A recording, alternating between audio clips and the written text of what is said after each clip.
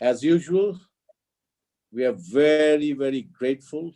It's an honor and privilege to have, and a great fortune, to have the association of His Holiness Atmanivedana Swami Maharaj Ki Jai, Srila Prabhupada Ki Jai. And so yet another, session from Maharaj, and today it's going to be from the 13th chapter of the Bhagavad Gita. Maharaj has actually taken us some wonderful journeys of Bhagavad Gita, the Bhakti chapters, the 16th chapter, the divine and demoniac qualities, the three modes of material nature, and now we're going to deal with the subject of nature, enjoyer, and consciousness. And we'll go through that journey with Maharaj. Maharaj, over to you. And before we begin, please accept again from all of us our most respectful obeisances. Vancha kalpataru bhashta patitanam pavnebhyo vaishnavebhyo namo namaha. Hare Krishna. Over to you. So you gave me facility to share screen, please. Yes, you can, Maharaj. You're a co-host, I think, and yes, you can. Please, Maharaj, go ahead.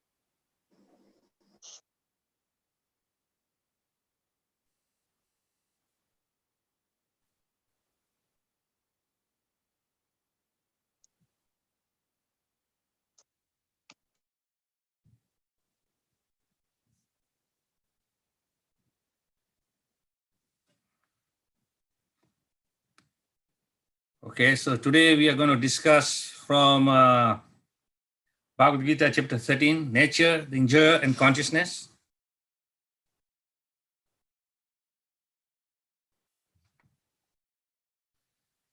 So in the beginning of the chapter, Srila Prabhupada always gives a brief summary of the chapter, where in this chapter 13, Prabhupada says, one who understands the difference between the body, the soul, and the super soul, beyond them both attains liberation from this material world. So in this chapter 13, in the first verse number 1 and 2, Arjuna is posing 6 questions to Krishna.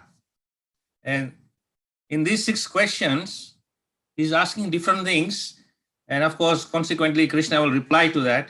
So in the text of the 2 verses, 1 and 2, Arjuna said, "My dear Krishna, I wish to know about Prakriti, nature, Purusha, the enjoyer, and the field, and the knower of the field, and the knowledge, and the object of the knowledge." The Supreme Personality of Godhead said, this body, or son of Kunti, is called the field, and one who knows this body is called the knower of the field. So Kshetra and Kshetrajna. Kshetra means the field, and Kshetrajna is one who knows the field very well.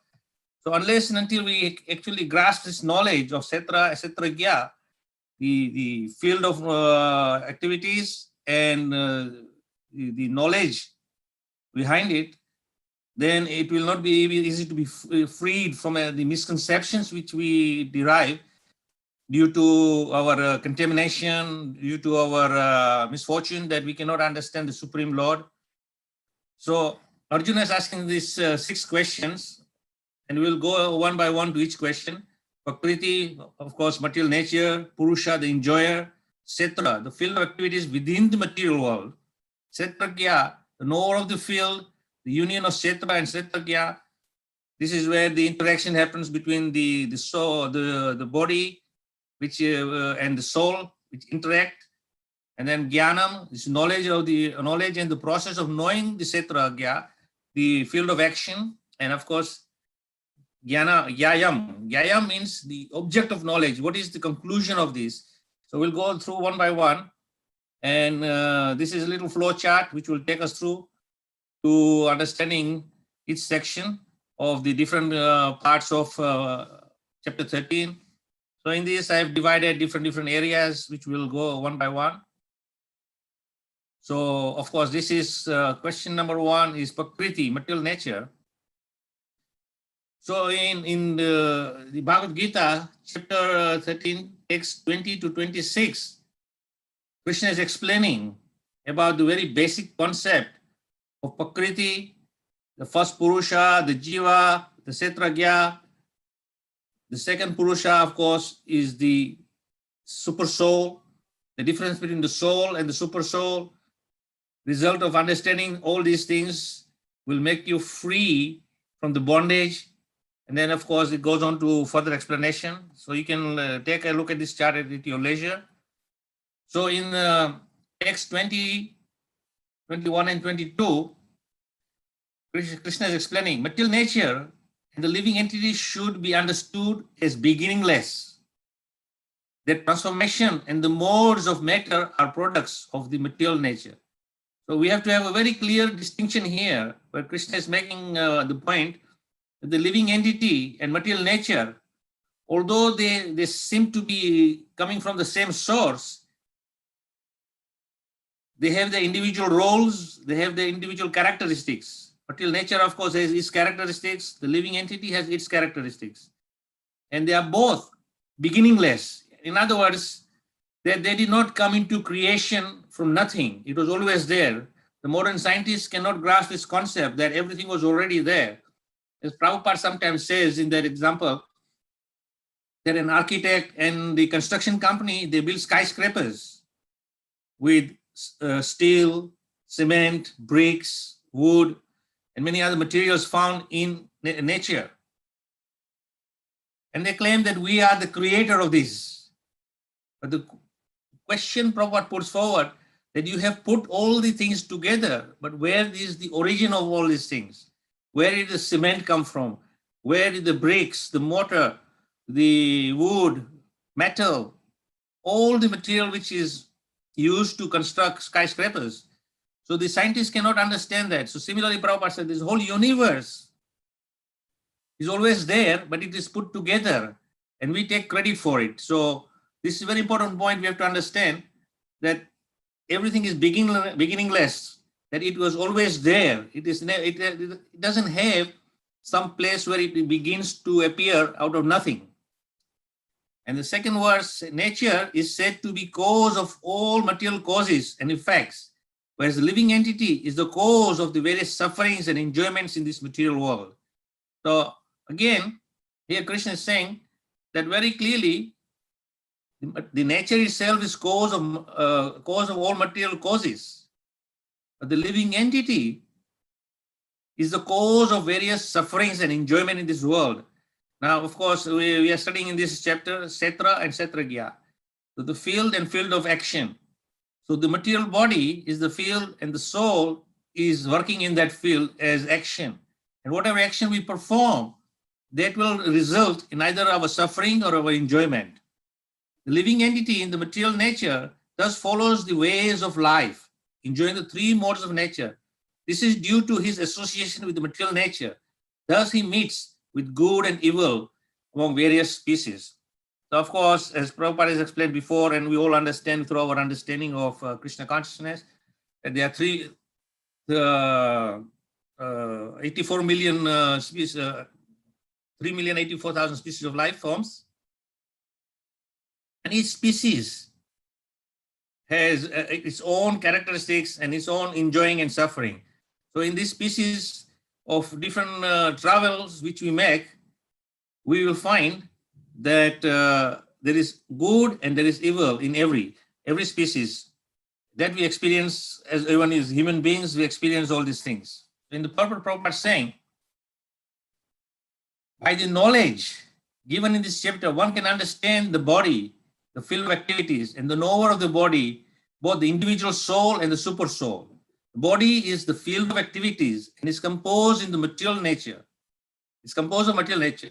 The individual soul is embodied and enjoying the activities of the body in the Purusha or the living entity.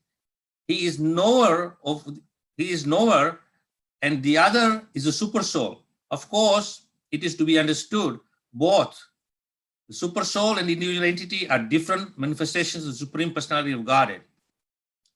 The living entity is in the category of energy, and the super soul is in the category of his personal expansion. Of course, we have read in other part of Bhagavad Gita where Krishna says, Mamai Vansa Jiva Bhuta Sanatan, that everyone is my part and parcel. Therefore, we are coming from the Supreme Lord, and we have the same qualities and same characteristics, but only in minute levels. both the living entities and the material nature exists before this cosmos was manifested. Material nature was absorbed in the Supreme Personality of Godhead, Mahavishnu, and when it is required, it is manifested by the agency of Mahatattva. Similarly, the living entities are also in him, and because they are conditioned, they are averse to serving the Supreme Lord. Thus, they are not allowed to enter into the spiritual sky. But with the coming forth of material nature, these living entities are given a chance to act in the material world and prepare themselves to enter the spiritual world. Now, we have understanding from the Bhagavatam that when Mahapralaya takes place, the Supreme Lord, when he has an inner breath, he sucks everything into his body. And then in his outer breath, everything again comes into manifestation. And this is going on continuously. Now, of course, when we read this statement that the whole creation is taken within the body of the Lord in his inner breath, and then when he exhales, everything comes out, then we would think, how is possible? Because we are trying to relate this within our own experience of inhale and exhalation. We may inhale the air and then exhale. It's just a matter of a second. So you would think that how is it possible that everything is coming into manifestation and then everything is being dissolved within a second? But the time scale of the Supreme Lord and time scale what we are facing is whole different, in a different plan. So it's a different level of understanding that the time works by different mechanism. The time which we are seeing is based on the rising and setting of the sun, which is in the 24-hour period clock. But here it is explained that this is all done and everything is there before it was manifested, and again after manifestation is still the same, but it takes up a different characteristics. So just in the last part of this purport, Prabhupada is saying, but with the coming forth of material nature, these living entities are given a chance to act in material world and prepare themselves to enter the spiritual world. So of course, what is that means? That means that by Krishna's arrangement, he creates facilities in the material world so that by acting in the field of action, we can free ourselves from entanglement and then make ourselves the pathway to the spiritual world and enter the spiritual world. So of course that we have understood from the 9th chapter, the Bhakti chapter, where Krishna is explaining the action of devotion, which will free us from all misconceptions. Then we'll connect with Supreme, and then we'll connect with the Supreme. And of course, once we connect with the Supreme, then we are going to be in our rightful way to continue our journey from the material world to the spiritual world. Of course, in the middle part of the purport, Prabhupada says, similarly, the living entities are also in him, but because they are conditioned, this is the underlying point, that because we as living entities are conditioned, they are averse to serving the Supreme Lord.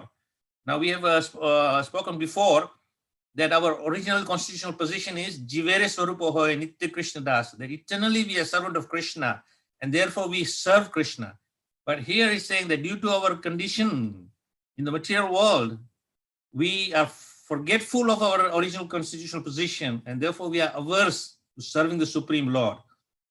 And when we begin to understand our real constitutional position and relationship with the Supreme, then we begin to serve him. And through that act of serving the Supreme Lord, we become freed from the entanglements, which is binding us to this material world.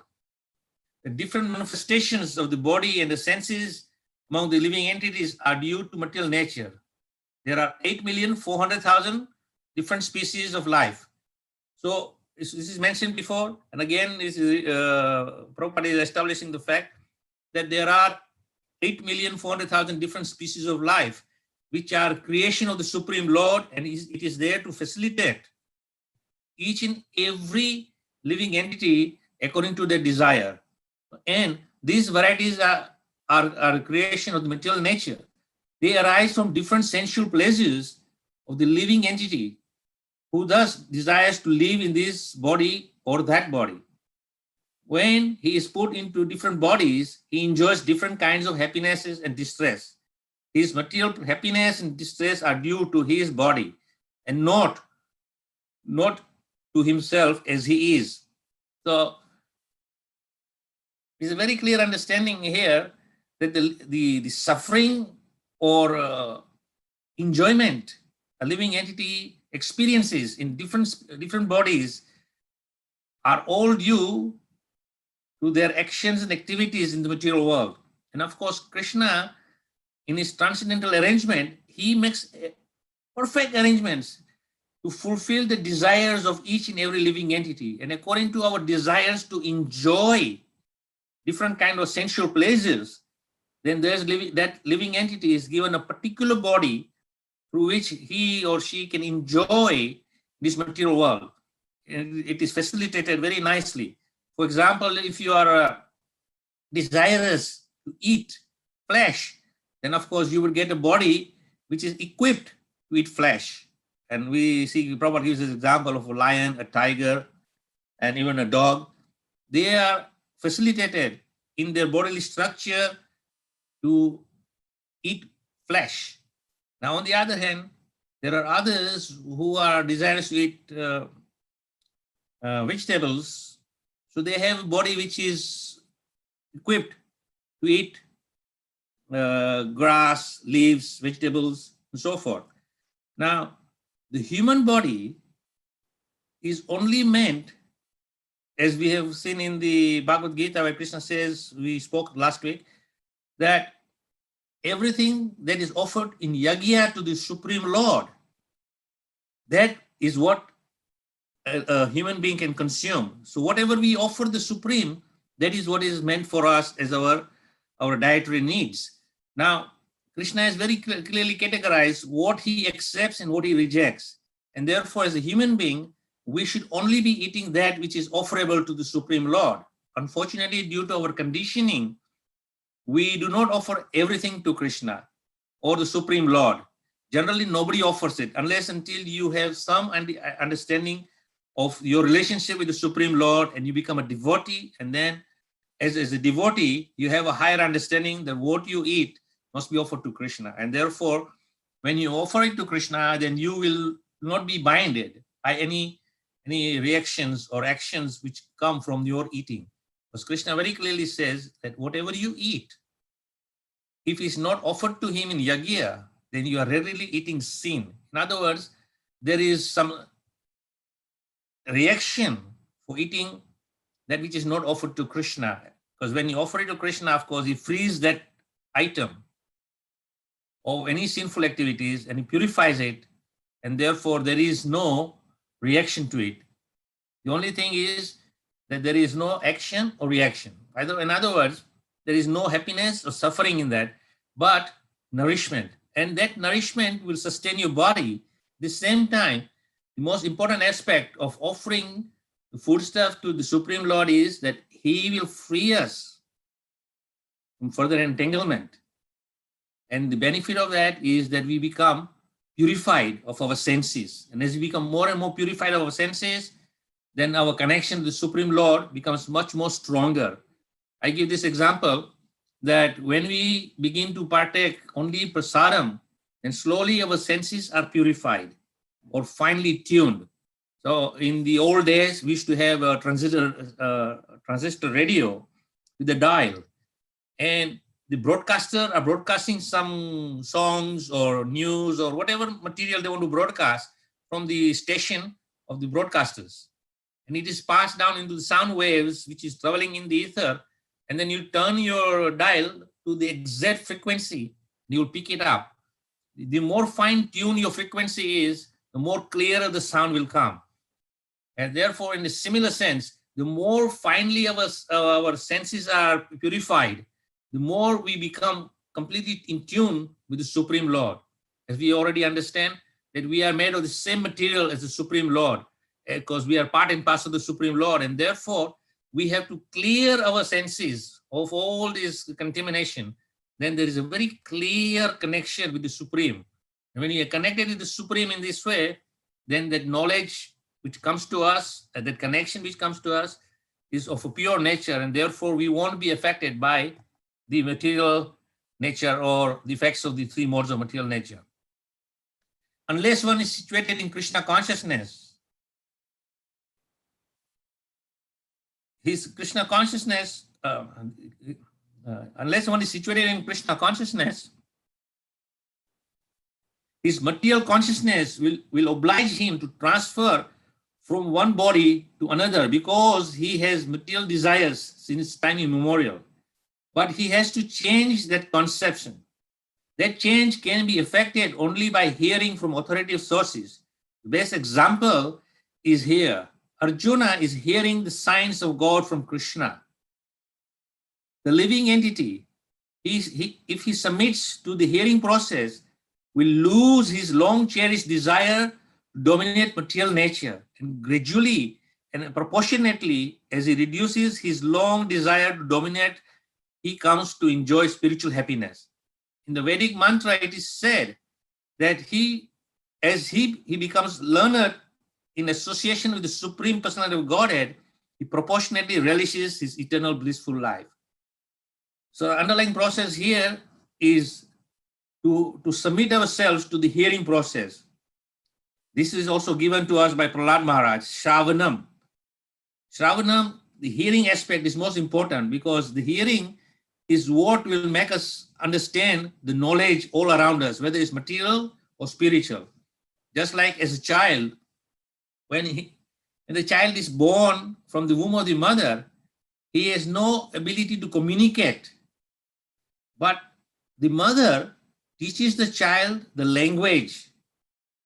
And when the child begins to learn the language by the process of hearing, and then you can see sometimes when a newborn baby is there, and we hold the baby in our hand and then talk to the baby. And what do I talking to the baby? We telling, say mama, say mama. And the child just looks at you. But eventually the child realizes through the hearing process that you're asking the child to repeat mama. So when the child says mama, you become so happy and the child sees the smile on your face and then he begins to communicate with you. And this is the process of communication through sound, through hearing. So hearing is the most important aspect in devotional practice. So once we have that perfection of our hearing, the transcendental sound vibration, which is given in the scriptures, in the holy names, then this process of purification takes place. And as is mentioned here, that according to our purification, and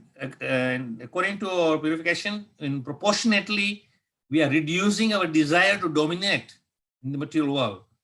Because from the very beginning, due to our contamination and misunderstanding of this material world, we have this nature to overload in the material world. So we want to become masters of the material world.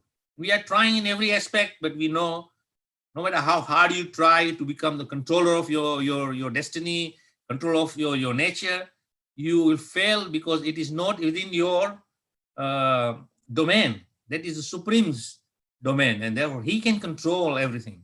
We cannot. So therefore, gradually as we understand, we become free from this dominating nature or material existence and reduce our desires, and slowly we'll begin to experience happiness. And as in the last statement he's saying, as we become learned in the association of the Supreme Personality of Godhead, he proportionately relishes the eternal blissful life.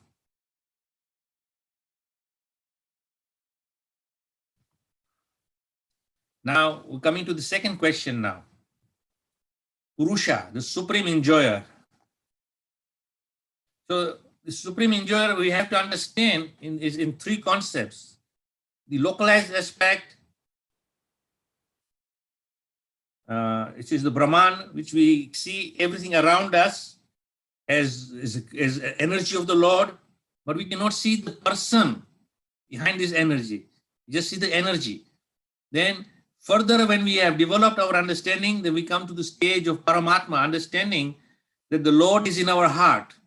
And then that understanding is there, and then through the practice of devotional services and proper hearing, we then get access to understanding the Supreme Lord Bhagavan. And that personality of the Supreme Lord, the Supreme Person, can only be understood by His grace, not through any intellectual interpretation of scriptures or intellectual understanding of world around us. Only by the grace of the Supreme Lord can you understand Him. So He will reveal Himself to us. So this Supreme Personality is very beautifully described in the Bhagavatam, the qualities and the beauty of the Supreme Lord. And once we understand this, it is explained that Krishna, the word Krishna means all attractive. And when you begin to understand the Supreme Lord's beautiful descriptions, you will automatically develop that attraction towards Him. And when you are attracted towards Him, then actually you will develop loving exchanges with the Supreme Lord. So in text 23 and 25, Krishna is explaining, yet in this body there is another, a transcendental enjoyer, who is the Lord, the Supreme Proprietor, who exists as the overseer and the permitter, and who is known as the Super Soul. Now we have to understand that it is very clearly said here that He is the transcendental enjoyer, He is the proprietor, and He is also the permitter. He gives the permission. Without His permission, nothing can happen. And the next verse is saying, some perceive the Super Soul within themselves through meditation, others through cultivation of knowledge, and still others working without any fruitive desires. So when we come to that stage of understanding of the Supreme Lord, then we can perceive Him in different paths according to our abilities to understand. So Krishna has given all the facilities for us to understand. The purport Prabhupada says, the Lord informs Arjuna that the conditioned souls can be divided into two classes as far as man's search for self-realization is concerned. Those who are atheists, agnostic, or skeptics are beyond the sense of spiritual understanding. So this category of people who are atheists, agnostics, who are skeptics, cannot understand spiritual because it is beyond them. But there are others who are faithful in their understanding of spiritual life. They are called introspective devotees, philosophers, and the workers who have renounced fruitive results. So when we come to that higher understanding, then we know our real position. As I explained earlier on, that as we begin to know the Supreme Lord and He reveals us His transcendental nature, then there is a transcendental relationship being developed. And through that relationship, we become familiarized with the knowledge and understanding of what our constitutional position is and what is our field of action. Until and unless we understand what is our field of action, we will act on a basis of instinct. Only the human beings have been given this special designated intelligence through which we can actually understand and question why these things are happening, what is the purpose behind it. The animals just act on an instinct. If the animal is tired, it will sleep. If the animal is hungry, it will eat. That is its only business, eating and sleeping. And at some point, to procreate their species, they will have sexual intercourse with their counterparts, and they will increase their population. But there, as Prabhupada says, it's animal propensities, eating, sleeping, mating, and of course, defending your own little areas. As a human beings, we are also doing the same thing, but as Prabhupada says, we are polished animals. We do things with more sophistication, but nonetheless, the activities is still the same of eating, sleeping, mating, defending. But when we get higher knowledge, then we realize what is our real purpose. What is the purpose of eating? What is the purpose of procreating? What is the purpose of defending? And so forth. So when we do this in relation to the Supreme, then we become free from the entanglements. In text 26, again, there are those who, although not conversant in spiritual knowledge, begin to worship the Supreme Person upon hearing about Him from others. Because of their tendency to hear from authorities, they also transcend the path of birth and death. Here, very clearly, Krishna is giving us opportunity to have a real understanding and hope that nothing is lost. There is always hope for us. Because as Krishna says, there are those who are not conversant with spiritual knowledge, also begin to worship the Supreme by the process of hearing. They hear from the authority. the right authority, they hear this transcendental subject matter of the Supreme Lord, and therefore they begin to perform the worship of the Supreme Lord. And then, of course, by performing that, they transcend this material nature and the path of birth and death, and therefore we become completely free from that. Now, the third question is put forward by Arjuna is Kshetra, the field of activities within the material world. Now, of course, when they are talking about Kshetra, they're talking about this Kshetra, the field of activities is within the material world of the souls which are engaged in this material world. So whatever activities we perform here will be affecting us. So in this flow chart, there are certain levels which I have outlined. We'll discuss them more in details now. So in text 13, chapter 13, O scion of Bharat, you should understand that I am also the knower in all bodies. And to understand this body and its knower is called knowledge. That is my opinion. So of course, Krishna is very clearly saying to Arjuna that I know everything. I am knower of every living entities. Every action, every activity they perform, I know everything about them. And in his opinion, he's saying that is called knowledge, the knower of knowledge. And Krishna is saying, now, please hear brief description of this field of activity and how it is constituted. What its changes are, whence it is produced, who that knower of the field of activity is, and what are the influences. So here Krishna is saying that what are the changes which are appearing in the material world when the exhalation of the air comes from Mahavishnu, and what is produced, and what is the field of activities of each individual living entities, and how they are influenced. So in the purport, Prabhupada is giving very nice definition here. The Lord is describing the field of activities and the knower of the field of activities in their constitutional position. One has to know how this body is constituted, the materials of which this body is made, under whose control this body is working, how the changes are taking place, where from the changes are coming, what the causes are, what the reasons are, what the ultimate goal of the individual soul is, what is the actual form of the individual soul.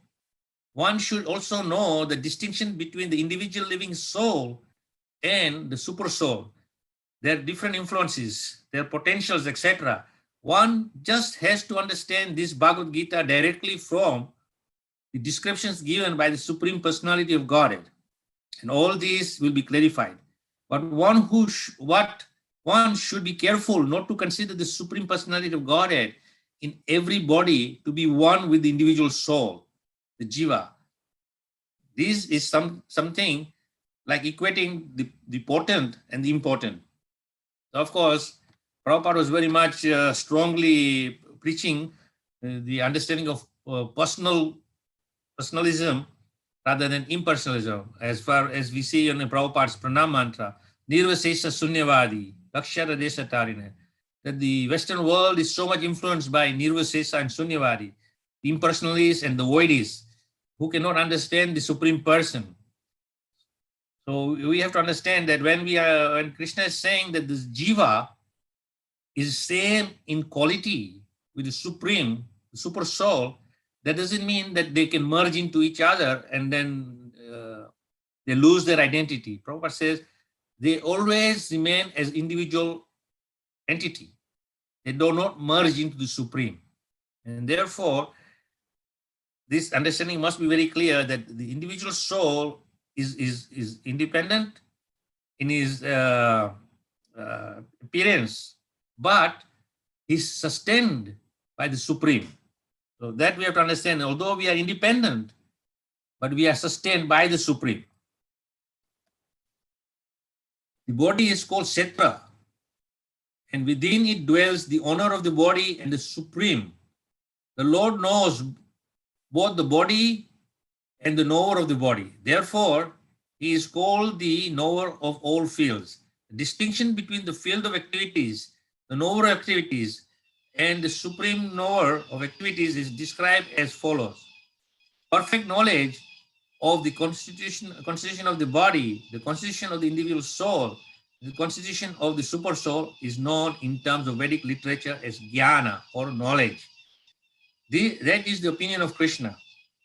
To understand both the soul and the super soul as one yet distinct is knowledge. One who does not understand the field of activities and the knower activities is not in perfect knowledge.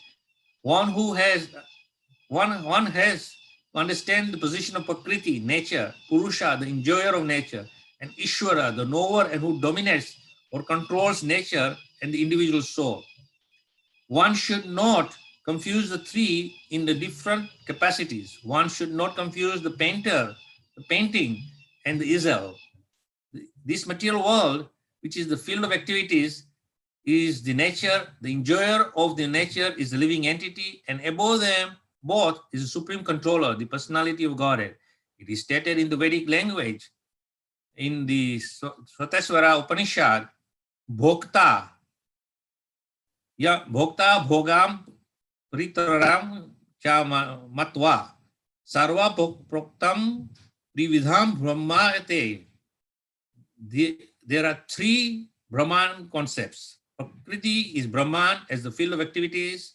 The Jiva, the individual soul, is also Brahman and is trying to control material nature. And the controller of both is also known as Brahman, but he is the factual controller. So here in the conclusion, Prabhupada is saying that although we are same in quality as the Supreme Lord, but we are different because the individual living entity, although it is same in quality as the Supreme, in quantity he is not. In other words, his power of domain is very limited.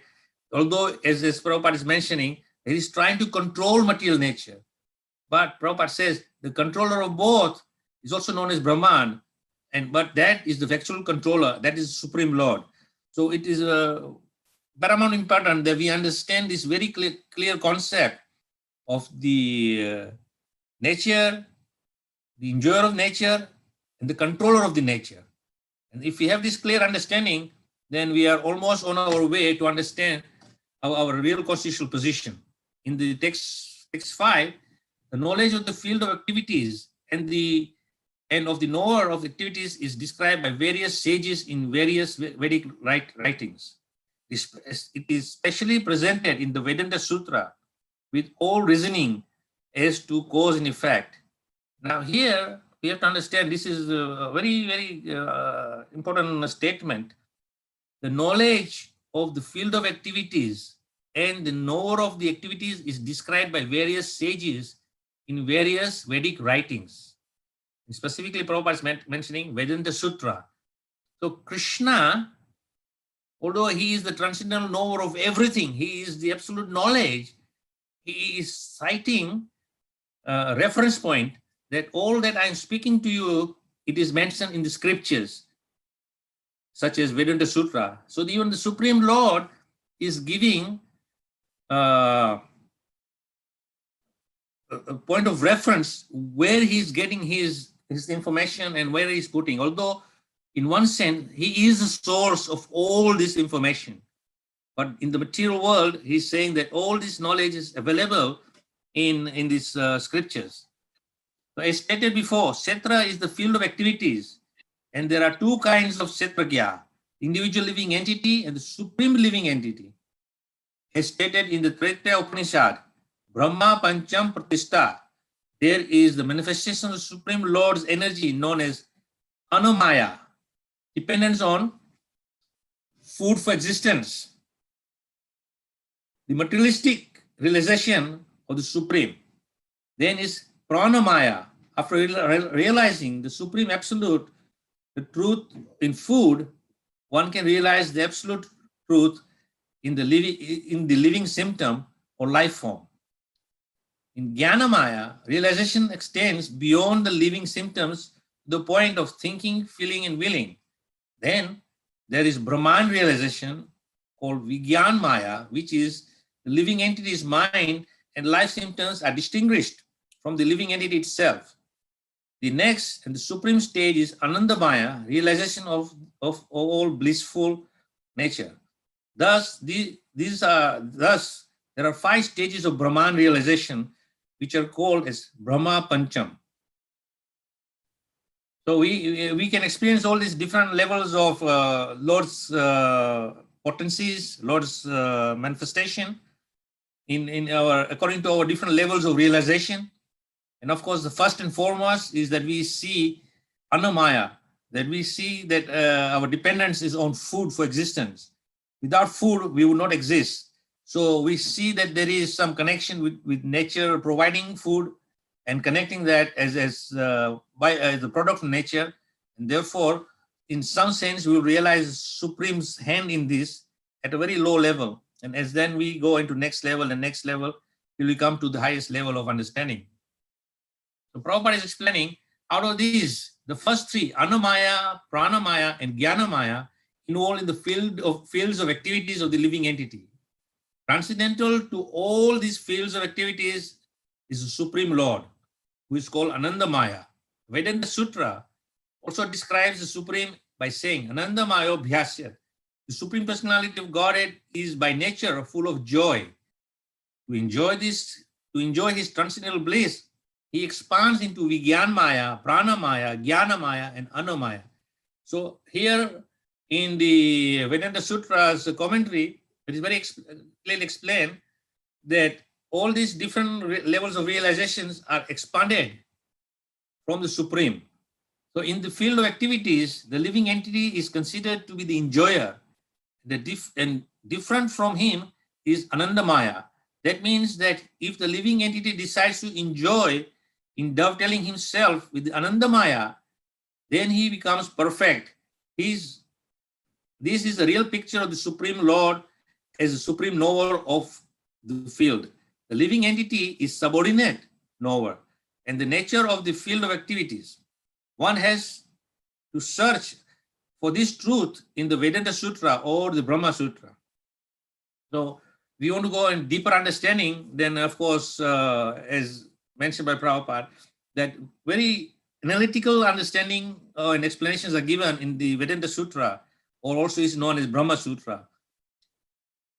We are so fortunate that we do not need to go into this because we already have the real essence of this knowledge of being freed from our misconceptions in this material world by His Divine Grace, Srila Prabhupada, in his transcendental writings and translations.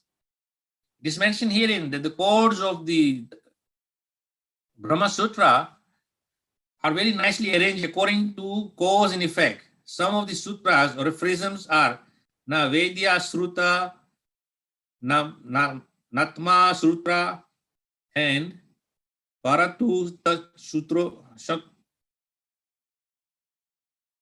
Okay. Paratu Touch Shrutai. The first aphorism indicates the field of activities. The second indicates the living entity. And the third indicates the Supreme Lord. The summum bonum among all these manifestations of various entities. So in the Vedanta Sutra, as Prabhupada explains, is given us in the breakdowns of each and every understanding in the aphorisms or statements. And as is mentioned in the Vedanta Sutra, 2.3.2 and 2.3.18, 2.3.40, that each and every individual explanations are given. The indication of the field of activities, the second indicates the living entities itself, and third, the Supreme Lord. So we come now to question number 4, Kshetrajna. So Kshetrajna, which is translated in the common language which you and I can understand, is the knower of the field. So you can follow this chart later on by your convenience in the recordings you can see on the YouTube. The Lord says, I am the knower of the field of activities in every individual body. Very clearly it is mentioned here that the Supreme Lord is knower of the fields of activities in every individual body. In other words, the Supreme Lord, He is aware of every single individual's activities. And therefore He is knower of field of all activities. The individual may be knower of his own body, but he may not know, but he is not in knowledge of other bodies. The Supreme Personality of Godhead, who is present as a super soul in all bodies, knows everything about all bodies. He knows all the different bodies of all the various species of life. Now, it's not just the human beings, but every living entity who has got all the 8,400,000 species of life. The Supreme Lord is aware of each and every individual's activities. A citizen may know everything about his patch of land. The king knows not only his palace, but all the properties possessed by the individual citizens. Similarly, one may be the proprietor of the body individually, but the Supreme Lord is the proprietor of all bodies. The king is the original proprietor of the kingdom, and the citizen is a secondary proprietor. Similarly, the Supreme Lord is the supreme proprietor of all bodies. So the king, he actually has a very depth understanding of everything in his kingdom, because he is the soul and whole of his kingdom. He understands his kingdom, he understands his citizens and the workings of his kingdom. So therefore he knows the whole kingdom and every citizens in his kingdom. On the other hand, a person who may have his own domain, his palatial house, but he is only restricted to knowing his own kshetra or field of activity. He has no control or power over other persons. It is very clear understanding that the Supreme Lord, he is a controller. Living entity is only controlling his own field of activities, which is his body. Yet in this body, there is another transcendental enjoyer who is the Lord, the supreme proprietor, who exists as the overseer and permitter, and who is known as a super soul. So again, it is establishing the fact that the Supreme Lord is the proprietor of everything. And this we must understand very clearly, in very uncertain words, that everything is the property of the Supreme. And until and unless we have grasped this concept that the Supreme Lord is the proprietor of everything, then we will not able to equate everything with the Supreme Lord. We'll try to equate everything as I and mine. All that I survey is mine. All that I can control within my limited energy is mine. And this is what causes us to bring distress and suffering in this material world. So unless until we understand that Supreme is the controller of everything, he is the proprietor of everything, and therefore we are only a recipient of his mercy, and we can enjoy his gifts for our sustenance to prepare ourselves for that onward journey to the spiritual sky. So Prabhupada many times cites this example: two birds on a tree, one is observing and one is eating the fruits. So observing bird is the Paramatma in the heart, and the bird eating the fruits is the living entity, that is you and I, enjoying the fruits of our actions. And the Lord is simply observing and seeing. And according to our activities, in field of activities, whatever actions we perform, good or bad, accordingly, we will be giving, receiving our results of happiness or distress. So in the purport, Prabhupada says, it is stated here that the super soul, who is always with the individual soul, is the representation of the Supreme Lord. He is not an ordinary living entity, because the monist philosophers take the knower of the body to be one. They think that there is no difference between the super soul and individual soul. To clarify this, the Lord says that he is represented as the Paramatma in every body. He is different from the individual soul. He is para, transcendental. The individual soul enjoys the activities of a particular field. The super soul is present not as finite enjoyer, nor as one taking part in bodily activities, but as a witness, seer, overseer, and permitter, and supreme enjoyer. Again, here is re-establishing the fact Prabhupada is saying that the super soul, he is the witness, he is the overseer of our activities, he is the permitter. Without his permission, we cannot even act.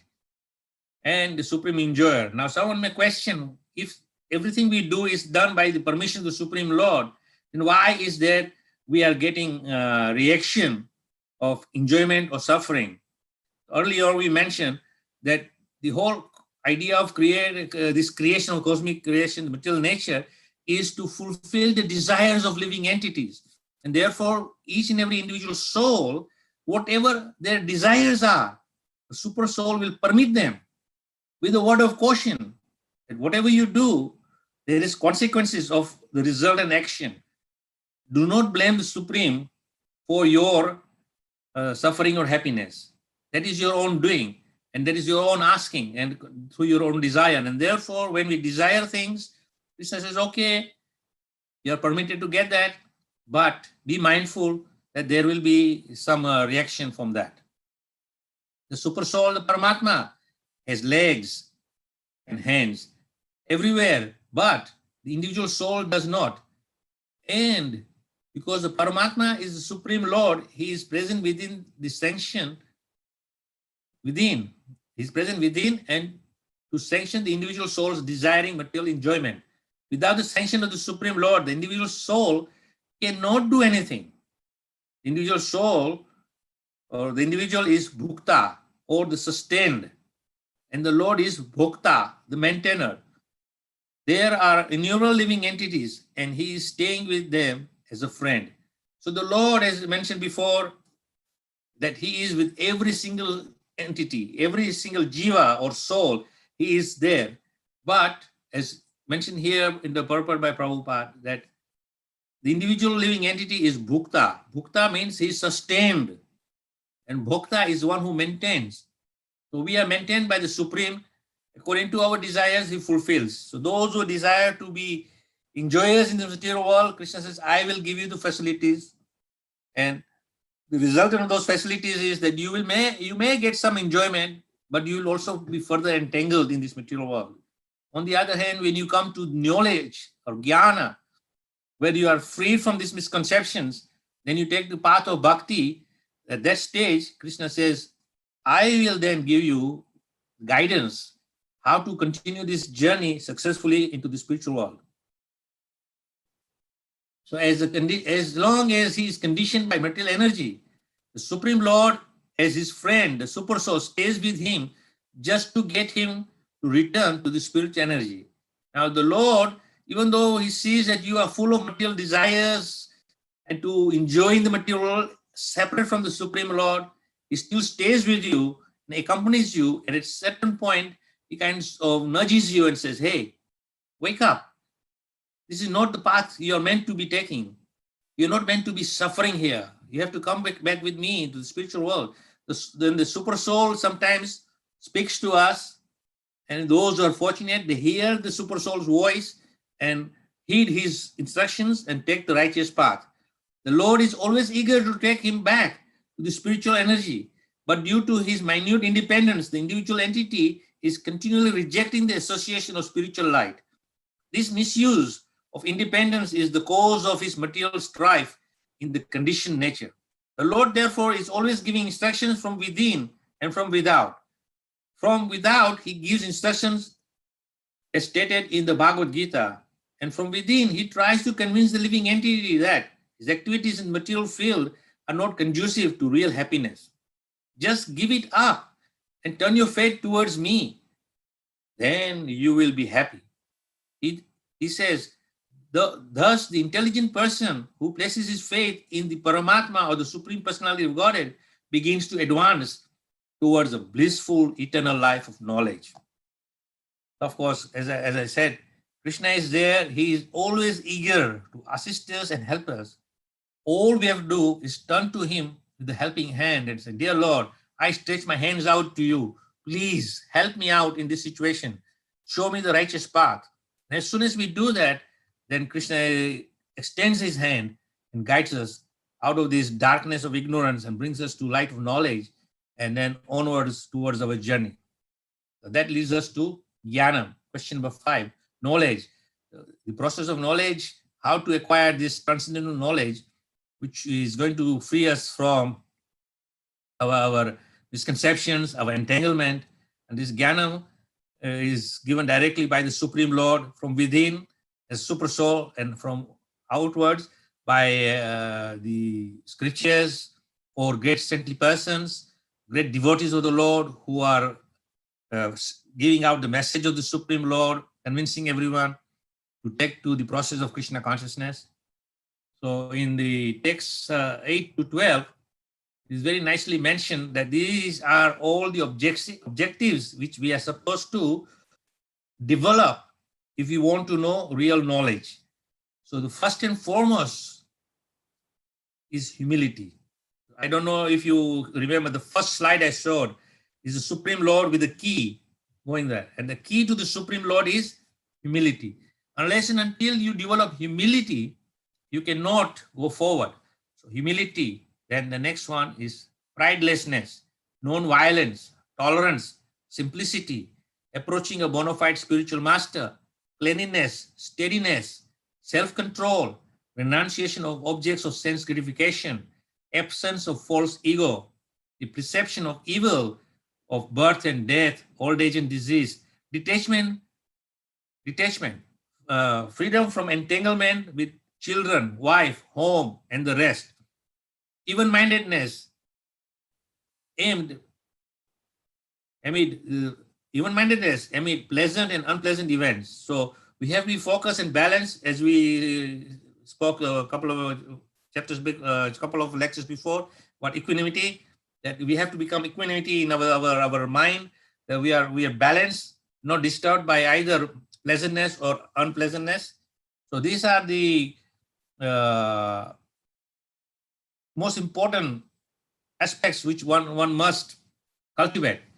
Constant and unalloyed devotion to me, aspiring to live in a solitary place, detachment from general masses of people, accepting the importance of self-realization and philosophical search for the absolute truth. All these I declare to be knowledge. And besides this, whatever there may be is ignorance. So all the points which are mentioned in the previous verse, every single one of those will free you, and that is the path of knowledge to go to the Supreme. Anything other than that is all ignorance. So we must avoid all other than that and cultivate all these wonderful qualities. So in the purport, Prabhupada says, this process of knowledge is sometimes misunderstood by less intelligent men as being the interaction of the field of activities. But actually, this is the real process of knowledge. If one accepts the process, then the possibility of approaching the absolute truth exists.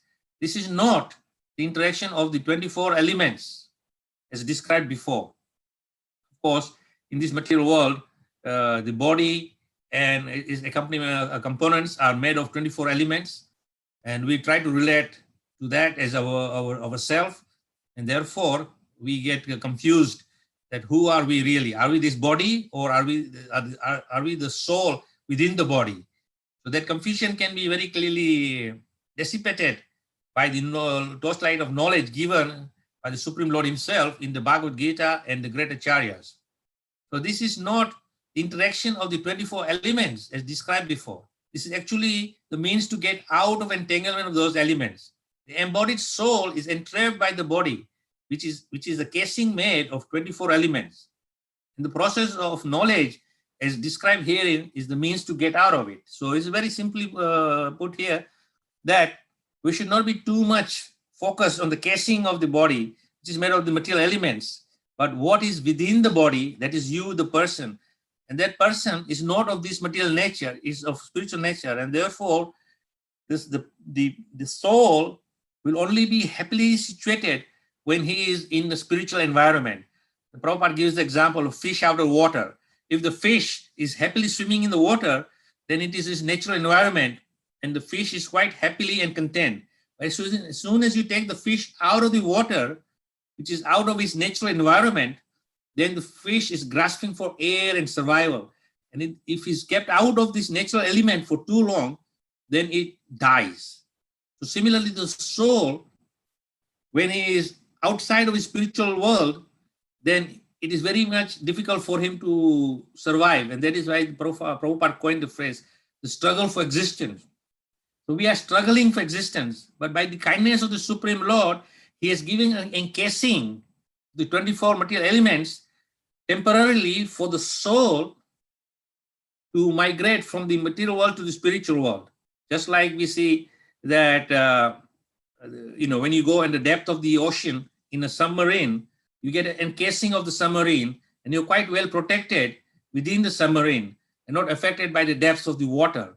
So similarly, this material body is like that encasing, which is given to us to float around in material ocean of existence without being affected by the material ocean. Although if you identify yourself with the casing, then you will have the suffering of the material world. And if you identify yourself as separate from the casing, as a spirit soul, then of course, you'll be protected by the influence of the material nature. Of all the descriptions of the process of knowledge, the most important point is described in the first line of the 11th verse. Paichanaya yogena bhaktir avyabhicharani. The process of knowledge terminates in unalloyed devotional service to the Lord. So if one does not approach or is not able to approach the transcendental service of the Lord, then the other 19 items are of no particular value. So these 19 articles are mentioned in the previous verse we studied, from humility, pridelessness, and so forth. All those qualities you may have, but if you do not approach the transcendental loving service of the Lord, then those items are of particularly no value. You may be very humble, you may be prideless, you may be so many things which are mentioned in all those qualities, 19, particularly 19 one. Totally there are 20. The final one is that it accumulates, or rather, it concludes with serving the Lord. So if you have all the 19 qualities, but you haven't come to the final one, which is like the completion of the whole knowledge, that you come to the level of transcendental loving service, then all, as Prabhupada is saying here, the other 19 items are of no particular value. We have to be very careful that we have a complete and whole understanding. But if one takes devotional service in Krishna consciousness, the other 19 items automatically develop within him. Now, this is the beauty, that you don't have to make an individual effort to try and develop each and every items of devotional practice, but as a byproduct or a complement of all these 19 items, they come fully in the service of Krishna, as Prabhupada is saying here, that if one takes to devotional service in Krishna consciousness, the other 19 items automatically develop within him. As stated in the Srimad Bhagavatam, Yasyasti bhaktir bhagavati akanchana saver gunais tatra samsate surya. All the good qualities of knowledge develop in one who has attained the stage of devotional service. The principle of accepting a spiritual master, as mentioned in the 8th verse, is essential. Even for one who takes to devotional service, it is most important. The transcendental life begins when one accepts a bona fide spiritual master. The Supreme Personality of Godhead, Sri Krishna clearly states here that this process of knowledge is the actual path. Anything speculated beyond this is nonsense. So it's very clear that in order to develop these wonderful qualities and engage in the transcendental Krishna consciousness, one must have guidance, a teacher.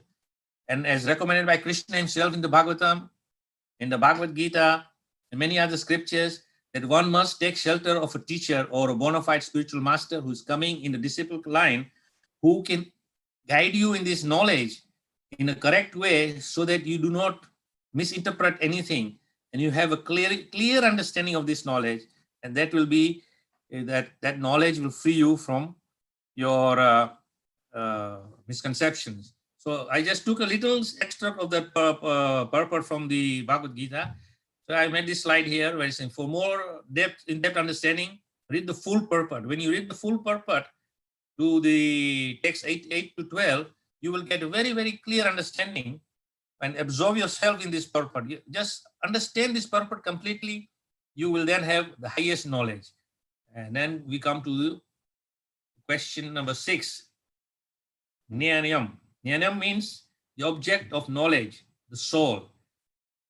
Oh, we have gone through all the 5 stages, and then finally we are coming to understand the conclusion that the soul is the most important aspect of all these things. If the soul is properly understood, then the other 5 processes of KSHETRAJNA, and knower of the knowledge, know the field, activities in the field of knowledge, and all these things can be understood very clearly. So in text 13, Krishna says, I shall now explain the knowable, knowing which you will taste the eternal Brahman, the spirit, the beginningless and subordinate to me, lies beyond the cause and effect of this material world.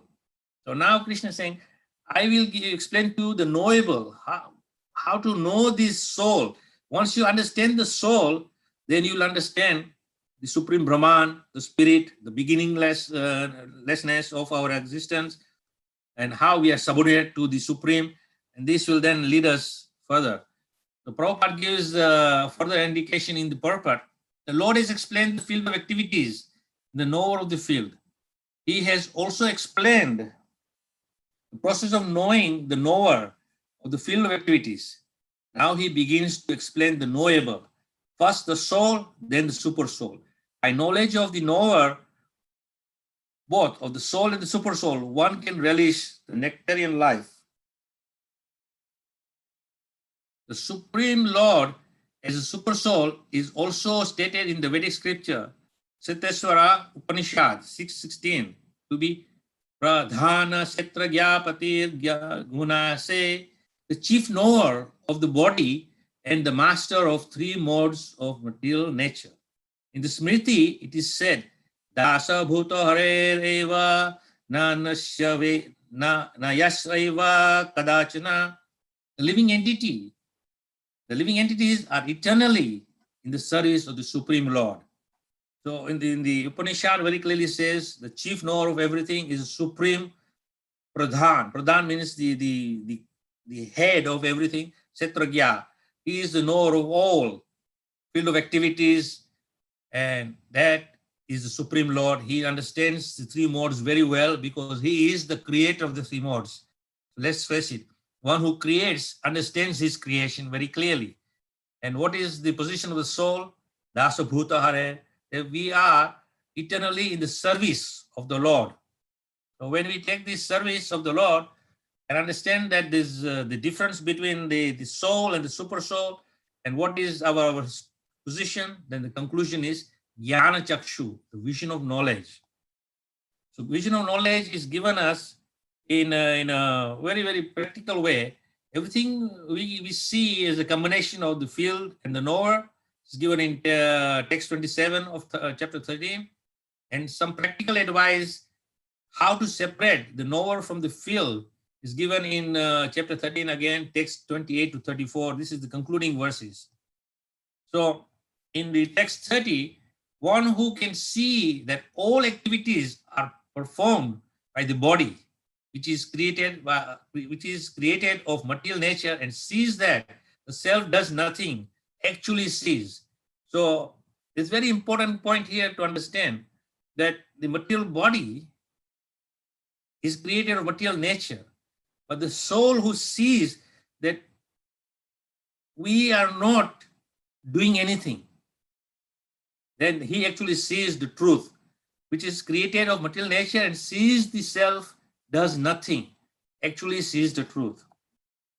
In the purport, Prabhupada is elaborating, this body is made of material nature under the direction of the super soul, and whatever activities are going on in respect to one's body are not doing this. Well, whatever one is supposed to do, either for happiness or for distress, one is forced to do because of the bodily constitution. The self, however, is outside all these bodily activities. The body is given according to one's past desires. To fulfill desires, one is given a body with which he acts accordingly. Practically speaking, a body is a machine designed by the Supreme Lord to fulfill desires. Because of desires, one is put into difficult circumstances to suffer or to enjoy. The transcendental vision of the living entity, when developed, makes one separate from the bodily activity. One who has such a vision is actual seer. So when we actually see the reality that this body is only there because of our desires. Now, we have two kinds of desires. One category is to load it over material energy and enjoy the facilities of material world. And that will be the cause of our happiness or suffering.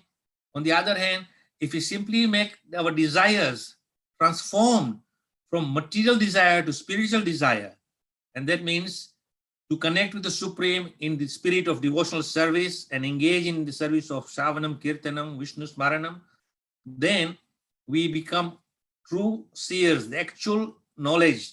And that actual knowledge is what is going to free us from these misconceptions. So, text 34, O son of Bharata, as the sun alone illuminates all this universe, so does the living entity. One within the body illuminates the entire body by consciousness. So, here Krishna is giving a very simple explanation here that the sun illuminates the whole universe. Similarly, the soul, the presence of the soul is illuminating the body by the consciousness which prevails throughout the body. So Prabhupada is giving a purport here to this verse. There are various theories regarding consciousness. Here in Bhagavad Gita, the example of the sun and the sunshine is given. As the sun is situated in one place, but is illuminating the whole universe. So a small particle of spirit soul, although situated in the heart of this body, is illuminating the whole body by consciousness. Thus, consciousness is the proof of the presence of the soul, as sunshine or light is the proof of the presence of the sun. When the soul is present in the body, there is consciousness all over the body. And as soon as the soul has passed from the body, there is no more consciousness. This is easily understood by any intelligent man. Therefore, consciousness is not a product of the combination of matter. It is a symptom of the living entity. The consciousness of the living entity, although qualitatively one with the supreme consciousness, is not supreme, because the consciousness of one particular body does not share that of another body. The super soul, which is situated in all bodies as the friend of the individual soul, is conscious of all bodies. That is the difference between the supreme consciousness and the individual consciousness. And this purport, very clear definition is given about the soul and the super soul and the quality of the soul, the quantity of the soul, the quality and the power of the super soul, and how they are related, that we are very tiny, infinitesimal little thing, whereas, or finite, whereas the Lord is infinite. So we are very finite in a very small particle. And even though as a small particle, we can still prevail all over the body as consciousness. Now, we have a very clear understanding from the Bhagavad Gita that as we are all parts and parcel of the Supreme Lord, then we are all same in size. In other words, each and every living entity, the spirit soul, whether you are in a microbe, which is a single cell entity, to a more complex, large animal like an elephant or a whale, they are all based on the same little tiny spark, which is the spirit soul. Now, the potency of the spirit soul's ability to spread consciousness is such that if it's in a small, tiny microbe, it will just spread its consciousness within the microbe or the body of the microbe. And when the same soul takes the body of an elephant, it gives consciousness to the whole body. It expands its consciousness. But still, it is not unlimited. Whereas mentioned here, that super soul is in every single living entity, with every single soul. And therefore, he is equally present everywhere, within and without. Those who see with the eyes of knowledge the difference between the body and the knower of the body, and can also understand the process of liberation from bondage and material nature, can attain the supreme goal. So all through this chapter 13, we are bringing to the conclusion. This is the final text of chapter 13. This is one who sees with the eyes of knowledge the difference between the body and the knower of the body, and can also understand the process of liberation from the bondage in the material nature, attains the supreme goal. So finally, this whole chapter 13 is based on giving a very in-depth understanding between the soul, the super soul, and the activities which we are supposed to perform. It is the activities in the field of our activities in the body, and our connection with the Supreme Lord in terms of using this body and the facility which are possessed by the body in the service of the Supreme Lord. And when we do that, then we attain that supreme goal, which is the highest, is going back home, back to Godhead. So in the purport, Prabhupada is saying, the purport to this 13th chapter is that one should know the distinction between the body and the honor of the body and the super soul. One should recognize the process of liberation as described in verse 8 through to 12. Then one can go to the supreme destination. This is the final conclusion of this chapter 13, that we have to have a complete and explicit understanding of the soul and the super soul, and how the soul is not the body, but the body is just a mechanism provided by the grace of the Supreme Lord to transmigrate or migrate on the ocean of material existence as a vehicle from the material sphere to the spiritual sphere. And when we have this clear understanding, then we have perfection of knowledge, and we can then follow our journey successfully, as the conclusion of this chapter is that we go back to Godhead without any difficulty, with clear understanding of knowledge. So knowledge is most important, and this knowledge accumulates in different ways, as is explained in this chapter 13, which we have seen the overview of. All we have to do now is put it into practice, and then we can make our journey successful. A faithful person should at first have some good association to hear of God, and thus gradually become enlightened. So again, those who are faithful and sincere, they must have good association to hear about God. Without hearing, then nothing can take place. We will just be lost in this darkness. So hearing is the most important, and thus gradually become enlightened. If one accepts a spiritual master, one can learn to distinguish between matter and spirit, and that becomes the stepping stone for further spiritual realization. The spiritual master, by various instructions, teaches his student to get free from the material concept of life. For instance, in the Bhagavad Gita, we find Krishna instructing Arjuna to free him from the materialistic consideration. So, of course, as Krishna is giving the instruction as a spiritual master of Arjuna, similarly, we also have access to the Bhagavad Gita by the mercy of His Divine Grace, A.C. Bhaktivedanta Swami Prabhupada. And we simply have to study this book under his auspicious guidance. He is our ultimate Siksha Guru. He gives us the insight. And then by his mercy, we have many other wonderful living spiritual masters whom we can hear from. And they all have different levels of realization which can be imparted to the prospective student. And thus, we can become very successful in our spiritual endeavors. So, this slide very clearly shows the spirit soul, and that is the slide on the left side, which is looking exactly like Vishnu, but the exterior you can see is like an atomic atom, and that means that we are very atomic in size.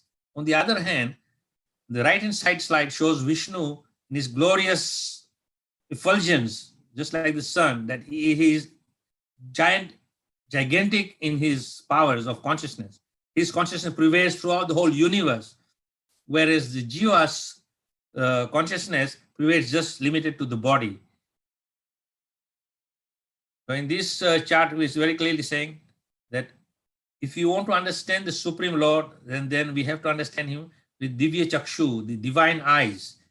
The divine eyes which is given to us through knowledge and guidance. Pragyan Chakshu is the eyes of wisdom, and Jnana Chakshu, the wisdom of knowledge. So all these three accumulates into our highest knowledge, which will free us from all misconceptions and put us on the right path. So I will stop here. Thank you very much. If anybody has any questions or comments, then we can take some questions. And Hare Krishna, Maharaj, thank you very much. And, I just want to say in the end, when you concluded in the purport to the text 35, Prabhupada, the last 3 lines says, these things are meant for contemplation and for realization. And one should have a complete understanding of this chapter with the help of the spiritual master. And I have to say that we've been very fortunate that we are trying to understand, and certainly we have to live these understandings to realize in your esteemed association. So thank you, Maharaj, and we will now see, let's see if there are any questions. So we have first one from Anupama Radharani Mataji. Hare Krishna, Maharaj, please accept my respectful obeisances. Thank you for taking us through Chapter 13 of the Bhagavad Gita. The spirit soul is superior to dead matter. By what means does the body influence to cover the real nature of the soul? By what means does the body influence to cover the real nature of the soul? That's part 1 of her question. Next one. Is a spirit soul present in an atom? Matter is made up of atoms. So how is matter inferior since the Paramatma is present within an atom? Andartastha paramanu chaya antarastham Brahma Samhita. That's the question, Maharaj, from Anupama Radharani Mataji. Okay, the first question is very simple. That since we identify with the body, therefore we act on the demands of the body. And as long as we are overwhelmed by the body, we cannot understand or experience the separateness of the body and the soul. Therefore, in the 2nd chapter of Bhagavad Gita, Krishna very clearly explains the very nature of the soul. And unless until we understand the nature of the soul, we will not understand the nature of the body. And therefore, this in 13th chapter, the field of activities and the knower of the field of activities is very much emphasized and differentiated the whole thing. So therefore, when we act on a bodily platform as knowing that I am this body and without the knowledge of the spirit soul, then we are acting on the material platform. Now, as far as the atoms are concerned, atom is just a matter. Now, the Supreme Lord as Paramatma is not in every atom, although every atom is an energy of the Supreme Lord. Because everything in the material world is the energy of the Supreme Lord. It is of inferior quality in terms of relative understanding. At the same time, as we store in the 13th chapter, where is very clearly mentioned by Krishna himself, and also Prabhupada explains that the super soul is accompanying every soul. So whenever that soul takes up a body, whether it's of a microbe or a larger living entity like an elephant or a whale or many other in between, just like 8,400,000 species of life. There are so many different bodies. And as soon as they take the body, the soul is then accompanied by the super soul. So only the super soul is present with the living entity, the soul. So for example, the building is made of innate material, wood, stone, metal. The super soul, that is the energy of the Supreme Lord. But the Supreme Lord as Paramatma is not in every atom, but he is with every single living entity. So as soon as the living entity takes up a body, then the super soul accompanies, The accompaniment of the super soul is that the sustenance of the soul comes from the super soul. I have given this example in the past, is that when you light a bonfire, the fire is akin to the super soul. There are many sparks which come out of the fire. And as long as the sparks are in close proximity of the fire, then they also display some kind of light. But as soon as they distance themselves from the fire, then they lose power. The same spark, when it comes closer to the fire, he again regains its spark or light. So similarly, the spirit soul, when it's distanced from the Supreme Lord, then it becomes inert. And as soon as the soul again enters in the proximity of the soul or super soul, it becomes active. And that is where it is given example is that when the soul enters into the womb of the mother, the super soul accompanies the soul, and at that point, the body begins to take shape, and that is our understanding.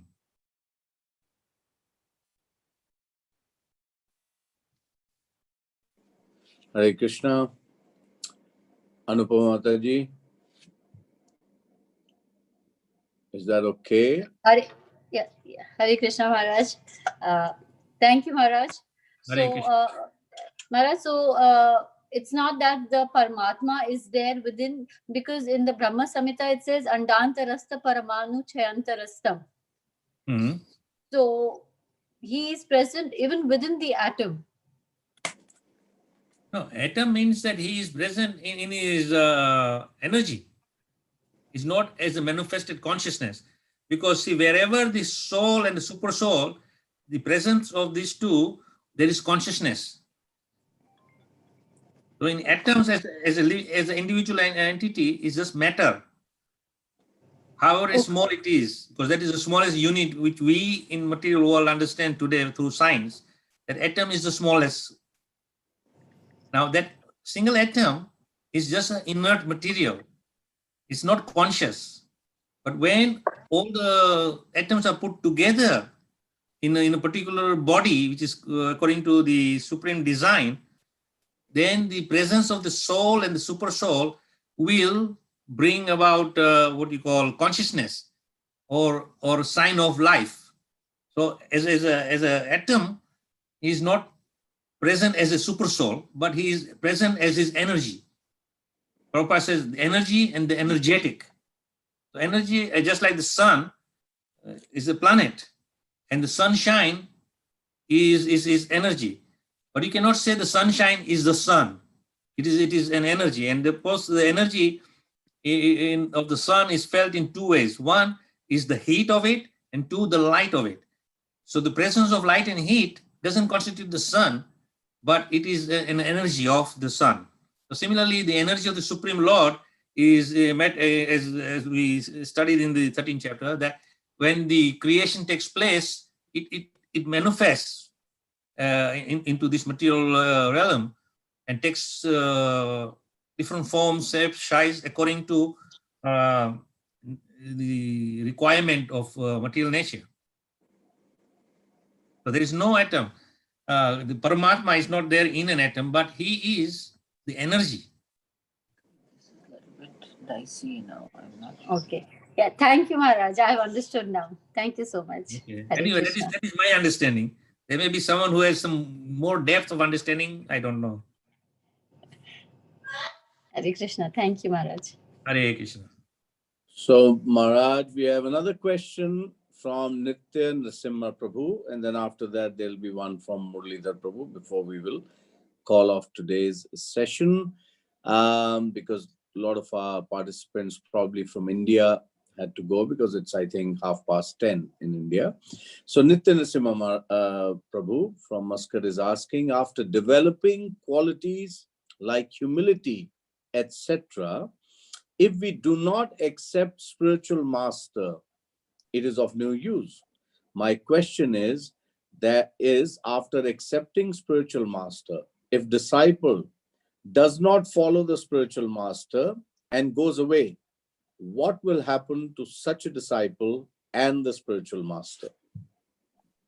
Well, nothing will happen to the spiritual master, but the disciple will be the loser, because when the disciple leaves the spiritual master for some reason or other and doesn't want to follow the instructions and the guidance given by the spiritual master, then that is his loss.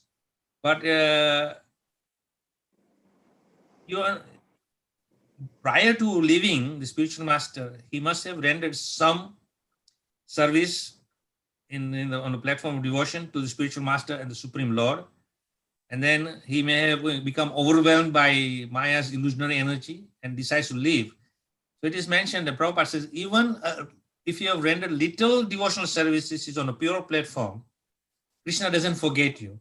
So at some stage, Krishna will come to you, as we saw in the concluding verses of the 13th chapter, that Krishna will come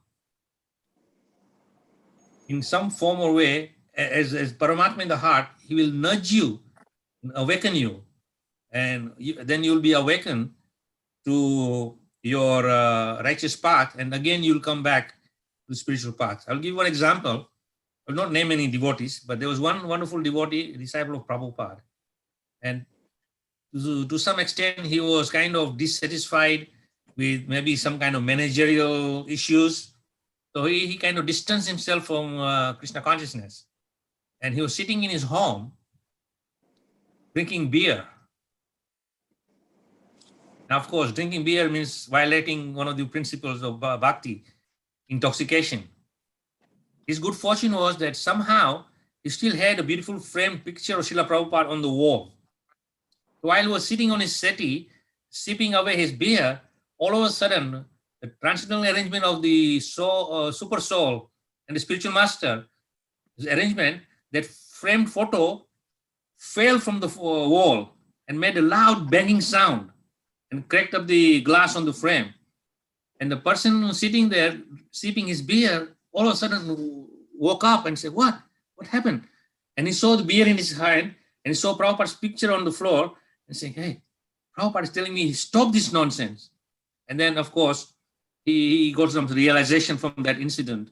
So Krishna comes in many different ways to awaken you when you have distanced yourself from the spiritual master and devotional practices. When and how Krishna comes, I don't know. That is his prerogative. But nonetheless, I have full faith that Krishna will never abandon a living entity who has first approached him. Even it may be for a few days or few years or few months, even for a few seconds. Krishna says, you are marked man. You have now come to me. I will not let go of your hand. You may let go of me. But I will make arrangement in near future to remind you and bring you back to the fold of devotional practice and then free you from further suffering in this material world. So that is my understanding, that the disciple who has distanced himself for some reason or other, due to, of course, influence of Maya, nothing happens without our own desires, as Krishna is saying, that I will fulfill whatever your desires are. So even if you want to go away from Krishna consciousness, Krishna will say, okay, I will give you, just like Krishna says in the Bhagavad Gita, I give you the intelligence by which you can know me and come to me. I also give you the intelligence to forget me. Krishna gives both remembrance and forgetfulness. But as I said, Krishna will not abandon you. He will give you the intelligence to forget. But at some later stage, I'll bring you back in. So we are, just like I will give one quick example, that in modern day, we have our pet dogs, and in the old days, we should have just a short chain. Nowadays, we have this spring belt, which goes way far, and then you press the button and it comes back in. So the dog wants to go further. The person handling the dog will press the button and it will keep giving the leash for maybe like 20 feet, 30 feet. And the dog feels, oh, I'm now free. I'm not bound by this leash. But then the master says, enough, and press the leash and brings it back. So we are on that kind of leash of Krishna. That sometimes you want to go away, Krishna says, okay, I will give you some leeway here. You think you're going away, but I'm the master. I'm the controller. I will bring you back because I'm your best well-wisher. I'm your friend. And therefore, Krishna will never abandon him. But we may further entangle ourselves that we won't be totally lost to the spiritual path, but it may take long time, maybe 1 birth, 2 births, 3 births, I don't know how many births. That is, of course, Krishna's prerogative, but he will reel you back in. Beautiful example, Maharaj. We will call upon Murlidhar Prabhu. Murlidhar Prabhu, please unmute yourself. Hare Krishna, Guru Maharaj. My humble obeisances. Guru Maharaj, my question, it is an enlightening class to understand clearly what is the ultimate goal of the individual soul. But my question is, what is the difference between consciousness and the soul, Guru Maharaj? What is the exact difference between the consciousness and the soul? And also the soul is the part and parcel of the super soul. Then why does consciousness of one particular body does not share that to the another body? Oh, you see, first of all, the soul is an individual living entity. And the presence of the soul, as Prabhupada says, is the spread of consciousness. Now, to understand this, let me give you an analogy. Take a light bulb. The light bulb is the soul. And when you put energy into that light bulb, it lights up and it spreads brightness. Now, depending on the voltage of the bulb, it may differ in intensity. But nonetheless, the brightness of the bulb is the consciousness. And the bulb itself is a soul. So we have to understand that that is the difference between the soul and consciousness. Consciousness is a part and parcel of the soul. And the presence of the soul can be experienced by the consciousness itself. That is one. Now, as a part and parcel of the Supreme Lord, we have consciousness, but our consciousness is limited.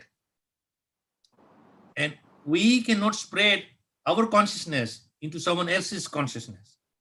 Although there is saying that our consciousness is not limited to the size of our body, it sometimes expands a little bit further from the body. So it cannot be seen or measured by some material instrument because it is spiritual in nature, consciousness. Okay. Now, if two people are sitting close by with like 6 inches apart, then what happens is the consciousness of one person and the consciousness of the other person is overlapping. And when overlapping comes, then what happens is due to the overlapping of the consciousness of two persons, whoever is more dominant in their, say, materialistic desires will influence the other person. Now, why I'm saying this is that one time I was visiting in Udupi, one of the mutts there, and one of the seers, I forget his name now, one of the gurus of that mutt. There are 8 mutts there, and we went to one of them. And because he invited Bhakti Swarup Damodar Maharaj to his mutt. So I went with Maharaj to see this spiritual leader of that mutt. And as servant of Bhakti Swarup Damodar Maharaj, I used to carry a small carpet, nicely woven, as his seat. So wherever he would sit, I would just put that, and then he would sit on that. So he's kind of pure place to sit and not contaminated place, you know. So when we went to see him, and as I was going to put the piece of woven carpet, almost like within 3 feet of him, he just said, "Hey, stop, put it further away." Then I looked at Bhakti Swarup Damodar Maharaj, and he said, "Yes, put it here." So according to the instruction of that seer or spiritual master of the mutt, I put it like 2 meters away. And then Maharaj sat down there, and then I went behind Maharaj and stood behind him. And then they were conversing. And as myself being a very curious person, and out of curiosity, I said, with all humility and with ignorance, may I ask you, why this? Then he explained that there is consciousness which spreads around. And the other person's consciousness, if he is coming to me and my consciousness, then even though my consciousness be pure, but you know, it is saying that it is very easy to contaminate pure than to purify the contaminated. And the example is, take clean glass of water, and you put just one little pinch of dirt in it, and it's all contaminated. Now, to take all that out and purify the water, it takes a lot of energy. So he said that in order to protect ourselves, we keep a distance so that there is no overlapping of consciousness. So the soul's consciousness is limited and it cannot enter the other person. Because as Prabhupada is mentioning in the purport, that the presence of the soul is by the consciousness. There's consciousness, then the soul is present. That is why there's a difference between the dead body and a live body. When a person dies, then the soul is departed and therefore there's no consciousness. If the soul is still present, and even there is very little level of consciousness is there. Just like someone is in coma, although he appears dead in one sense, but there is some life force still there by the presence of the consciousness. So as long as the soul is present, then there is hope that he may come out of coma and regain his consciousness. But if there is no sign of consciousness, then that person is declared dead, and then the body is discarded. So the consciousness is not the soul, but it's like a light bulb, and the light is given from the bulb. So the consciousness is prevailing from the soul. Thank you. Thank you very much. Understood. Thank you very much. Hare Krishna. Wonderful. Hare Krishna. So, it's just the paucity of time. Well, we have gone over time, haven't we? More than 1.5 hours. Yeah, but we had few devotees who joined from India. I saw them leaving. Almost 2 hours. But it was very, absorbing session.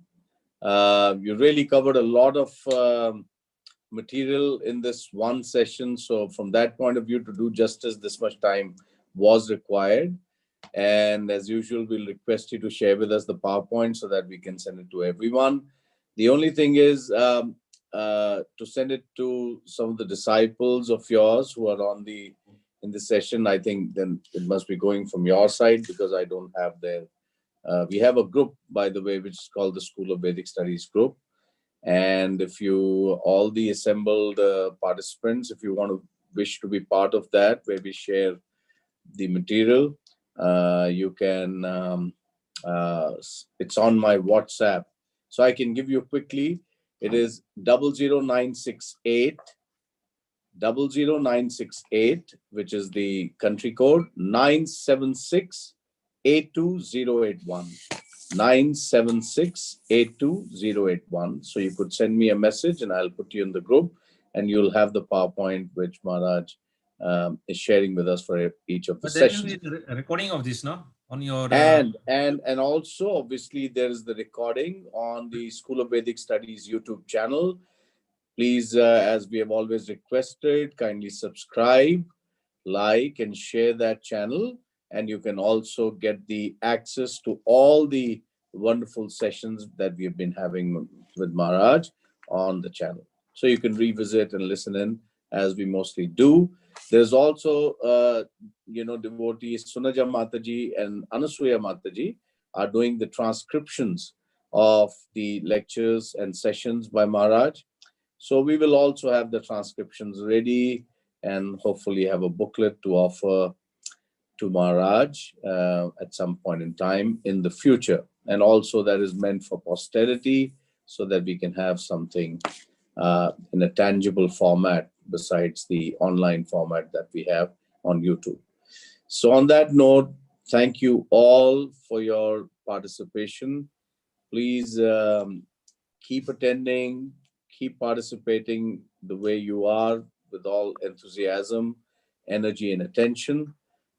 These sessions, revisit them on the YouTube and stay in touch. And on that note, we also again thank from the bottom of our hearts to His Holiness Atmanivedana Swami Maharaj to give us time and take us through these wonderful sessions.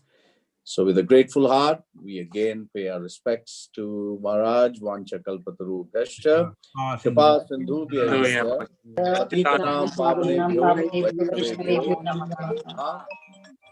Maharaj, thank you very much again. Hare Krishna. Hare And Hare Krishna to all Hare this. Krishna Maharaj, thank you so much. Hare Krishna Maharaj, thank you So very you all much. can say Hare Krishna. Thank you, Hare Krishna, Maharaj. Dandavat Dandavat Pranam ji. Pranam ji. Hare Dandavat Krishna. Pranam Maharaj. Hare Krishna. Maharaj, Hare Hare Krishna. Maharaj, Hare Krishna. So Maharaj, we have like Achra Mataji and Vijay Prabhu, I can see. Hare You want Krishna to say Hare Maharaj, Krishna? Pranam ji. Hare Krishna, Hare Krishna. When you come next to Muscat, then you'll certainly visit their house. We have Radha Yes. Krishna Raman Prabhu. We will be privileged and blessed, Prabhuji. Maharaj. Ji. And we have Radha Krishnan Raman Prabhu. We have Vrindavan Sham Prabhu, Lakshmi Pati Prabhu, whom I can see, so I'm speaking their names. And Sunaja Mataji, Rasu Manjari Mataji from Delhi. It must be for her. Mataji, you want to say something to Guru Maharaj? Bhuvaneshwar. Rasu Manjari Mataji? Okay. So, all right. Maharaj, thank you again. We'll end the session here. Hare Krishna. Okay, Hare Krishna. Jai His Holiness Atmanivedana Swami Maharaj ki jai. Jai. Jai. Jai. Hare Krishna. Hare Krishna.